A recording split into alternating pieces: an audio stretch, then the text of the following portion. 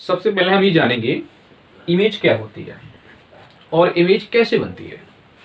देखिए, ये आपका एक दर्पण है। अब ये कौन सा दर्पण है इस पर चर्चा बाद में करेंगे। वस्तु का प्रतिबिंब, प्रतिबिंब यानी कि इमेज। ये आपका एक दर्पण है और ये भी आपकी एक ऑब्जेक्ट है। ऑब्जेक्ट माने वस्तु। ये भी आप ऑब्जेक्ट हैं, तो किसी ऑब्जेक्ट की इमेज बनाने के लिए कम से कम 2 किरणों की आवश्यकता होती है। वैसे तो वस्तु से चलने वाली किरणें असंख्य होती हैं, लेकिन इमेज बनाने के लिए मात्र 2 किरणों की आवश्यकता होती है। तो आपकी एओबी वस्तु होगी, इससे चलने वाली एक किरण है और इससे चलने वाली एक किरण है, और साथियों ये किरणें यहाँ पर एक दूसरे को इंटरसेक्ट कर रही हैं। इन सब बातों को डिटेल में अध्ययन अगली वीडियो में करेगी कि वस्तु कहाँ स्थित होता है, इमेज कैसी बनती है। अभी थोड़ा जानते इमेज होती क्या है और इमेज बनती कैसे है। तो चलने वाली प्रकाश की किरणें परावर्तन के पश्चात जिस बिंदु पर मिलती हैं या जिस बिंदु पर काटती हैं। वस्तु से चलने वाली प्रकाश की किरणें परावर्तन के पश्चात या अपवर्तन के पश्चात जिस बिंदु पर मिलती हैं या जिस बिंदु पर काटती हैं, तो उस बिंदु से यदि हम मुख्य अक्ष पर एक लंब खींच लें, ये लंब की लंबाई इमेज की लंबाई होती है, और जहां पर ये किरणें दूसरे को काट जाती हैं वहां पर वस्तु का प्रतिबिंब बनता है। तो यहां से परिभाषा निकल गई इमेज क्या है। वस्तु से चलने वाली प्रकाश की किरणें, हमेशा वस्तु से ही प्रकाश की किरणें चलती हैं साथियों। अगर वस्तु से चलने वाली प्रकाश की किरणें, यहाँ पर साथियों क्या हो रहा है, यहाँ पर परावर्तन हो रहा है। अगर आपका दर्पण है तो परावर्तन है, अगर लेंस है तो आपका अपवर्तन है। ठीक है, तो वस्तु से चलने वाली प्रकाश की किरणें परावर्तन के पश्चात या अपवर्तन के पश्चात जिस बिंदु पर मिलती हैं उस बिंदु पर वस्तु का प्रतिबिंब बनता है। तो ये इमेज की परिभाषा हो गई। अब इमेज बनता कब है, तो वस्तु से चलने वाली कम से कम 2 किरणें दूसरे को काटें। वैसे तो ऐसा है, माना गया है वस्तु से चलने वाली किरणें तो साथियों असंख्य होती हैं, लेकिन इमेज बनाने के लिए कम से कम 2 किरणों की आवश्यकता पड़ती है। आपकी इमेज 2 प्रकार की होती हैं, एक रियल इमेज और एक वर्चुअल इमेज। रियल यानी कि वास्तविक प्रतिबिंब और वर्चुअल यानी कि आभासी प्रतिबिंब। ये वाला डायग्राम और ये वाला डायग्राम रियल इमेज और वर्चुअल इमेज को वेरीफाई कर रहा है। देखिए, यहां पर एक आपकी ए बी ऑब्जेक्ट है, इससे चलने वाली प्रकाश की किरणें हैं, आगे एक दूसरे को कहीं नहीं काट रही हैं। यदि इन किरणों को आगे बढ़ाते जाएं तो ये किरण साथी और फैलती जाएंगी, आगे काटने के चांसेस बिल्कुल खत्म हो जाएंगे। तो इन किरणों को पीछे बढ़ाया, तो डॉट डॉट करके पीछे बढ़ाया, तो आपको थोड़ा यहाँ से एक आइडिया मिलता है। अगर किरण डॉट डॉट करके काट रही है तो 100% वहां पर आपका आभासी प्रतिबिंब बनेगा, और अगर वास्तव में काट रही है तो फिर आपका वास्तविक प्रतिबिंब बनेगा। तो अगर हम रियल इमेज की परिभाषा की बात करें कि रियल इमेज होती क्या है, तो आपको कहना है कि वस्तु से चलने वाली प्रकाश की किरणें परावर्तन या अपवर्तन के पश्चात जिस बिंदु पर वास्तव में मिलती है, देखिए यहाँ पर ये वास्तव में मिल रही है और यहाँ पर वास्तव में नहीं मिल रही है, यहाँ पर पीछे बढ़ाने पे ऐसा प्रतीत हो रहा है कि यहाँ पर मिल रही है, यहाँ पर आभासी रूप में मिल रही है, यहाँ पर सिर्फ प्रतीत हो रहा है। तो परिभाषा है कि वस्तु से चलने वाली प्रकाश की किरणें परावर्तन या अपवर्तन के पश्चात जिस बिंदु पर वास्तव में मिलती है वहां पर वस्तु का आभासी प्रतिबिंब बनता है, वास्तविक प्रतिबिंब बनता है। और वर्चुअल इमेज यानी कि आभासी प्रतिबिंब की परिभाषा फिर क्या होना चाहिए। देखिए, ये आपकी एक एबी ऑब्जेक्ट होगी, एबी ऑब्जेक्ट होगी, तो इससे चलने वाली प्रकाश की किरणें हैं, परावर्तन के पश्चात आगे कहीं नहीं मिल रही हैं, आगे मिलने के चांसेस बिल्कुल समाप्त हो गए हैं। जब आगे मिलने के चांसेस बिल्कुल समाप्त हो जाए तो इन किरणों को पीछे बढ़ा के कहीं ना कहीं मिलाया जाता है। तो यहाँ जिस इस कंडीशन में जो आपकी इमेज बनेगी वो आपकी वर्चुअल इमेज होगी। तो परिभाषा ऐसा लिखेंगे कि वस्तु से चलने वाली प्रकाश की किरणें परावर्तन या अपवर्तन के पश्चात जिस बिंदु पर वास्तव में नहीं मिलती हैं बल्कि मिलती हुई प्रतीत होती हैं, तो वहां पर आपकी जो इमेज बनती है वो आपकी वर्चुअल इमेज होती है। अब साथियों प्लेन मिरर की बात करते हैं। प्लेन मिरर होता क्या है, देखिए वर्ड से स्पष्ट है प्लेन मिरर। तो ये कांच की समतल प्लेट हो गई, कांच की समतल प्लेट हो गई जिसके तरफ एक तरफ पॉलिश कर दो, एक तरफ पॉलिश कर दो, फिर ये जो दर्पण है वो आपका प्लेन मिरर कहलाएगा। प्लेन मिरर में क्या होता है, कांच की समतल प्लेट होती है, कांच की समतल प्लेट होती है जिसके किसी एक तरफ पर जिसके किसी एक तरफ पर या एक पृष्ठ पर पॉलिश कर दी जाती है, तो फिर जो इमेज जो हमारा मिरर बनता है वो आपका प्लेन मिरर कहलाता है।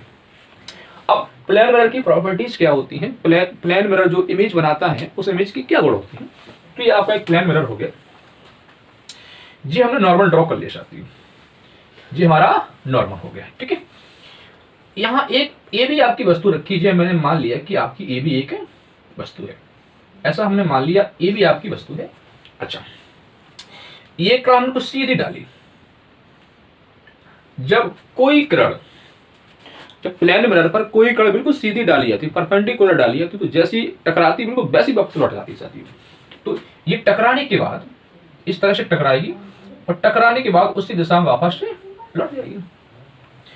दूसरी कड़ साथियों हमने यहां से डाली, दूसरी कड़ डाली, जितनी एंगल साथियों कड़ हमने डाली उतनी एंगल से परावर्तित होकर उसी माध्यम वापस लौट जाएगी। अब हमने आपको बताया था कि इमेज फॉर्मेशन के लिए कम से कम 2 किरणें चाहिए। तो ये वाली कड़ इस तरफ चली जाएगी और ये वाली कड़ यहां चली जाएगी, तो इनके मिलने के चांसेस बिल्कुल नहीं है।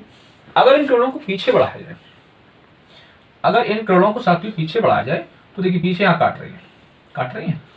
इन किरणों को पीछे बढ़ाया जाए तो पीछे बढ़ाने पर किरणें कहीं ना कहीं आपकी काट रही हैं।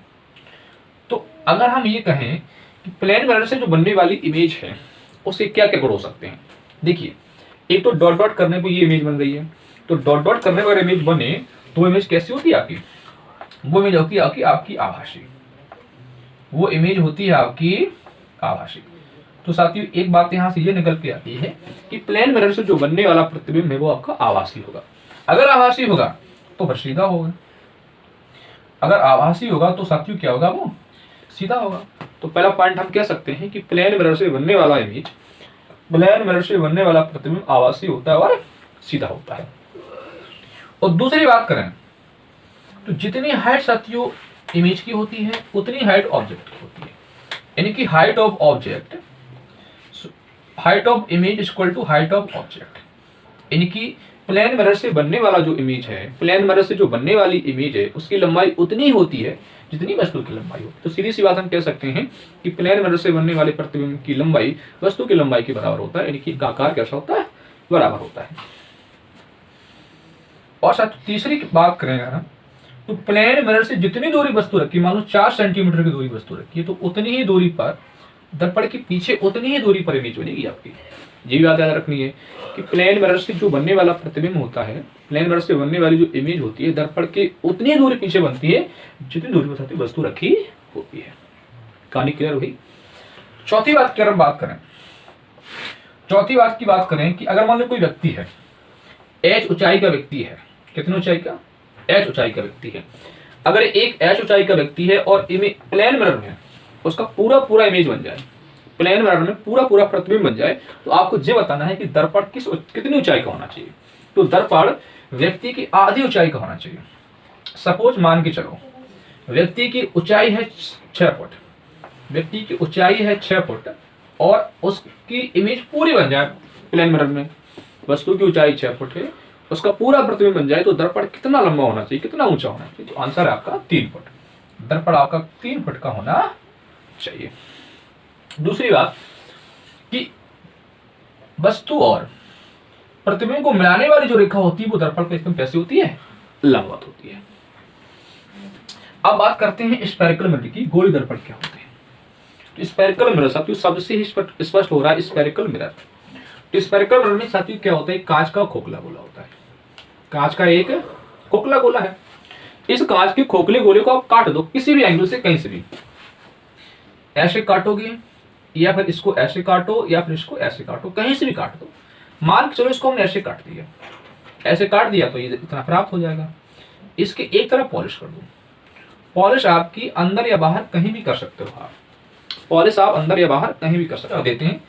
फिर जो दर्पण प्राप्त होता है साथियों वो आपका एक स्फेरिकल मिरर होता है, यानी गोलीय दर्पण। तो गोलीय दर्पण की परिभाषा क्या हुई, ये कांच का एक खोखला गोला है, इसको हमने मान लिया कांच का एक खोखला गोला, कांच का खोखला गोला है। कांच के खोखले गोले से, कांच के खोखले गोले को आप कहीं भी काट दो, चाहे आप यहां काट दो, चाहे आप यहां काट दो, चाहे आप यहां काट दो, चाहे आप यहां से काट दो, किसी भी एंगल से काटोगे। अगर इसको हम साथियों यहां से काटेंगे, कहां से काटेंगे, यहां से काटेंगे, तो आपका ये शेप बनेगा। जिस शेप बनेगा इसे किसी एक तरफ पॉलिश कर दो, पॉलिश करने पर जो आपका मिरर बनेगा that is called spherical mirror. कहानी क्लियर हुई। कांच के खोखले का कोई भाग ले लो, उसके एक तरफ पॉलिश कर दो, पॉलिश करने के बाद जो आपका मिरर बनेगा वो आपका प्लेन मिरर होगा, प्लेन नहीं स्फेरिकल मिरर होगा, सॉरी। तो स्फेरिकल मिरर की परिभाषा क्या हुई, यानी गोली दर्पण कांच के खोखले गोले के कटे हुए भाग होते हैं। ये कांच का खोखला गोला है, गोली दर्पण कांच के खोखले गोले के कटे हुए भाग होते हैं जिनकी किसी एक तरफ पॉलिश कर दी जाती है, तो जो ऐसे दर्पण होते हैं वो आपके स्फेरिकल मिरर में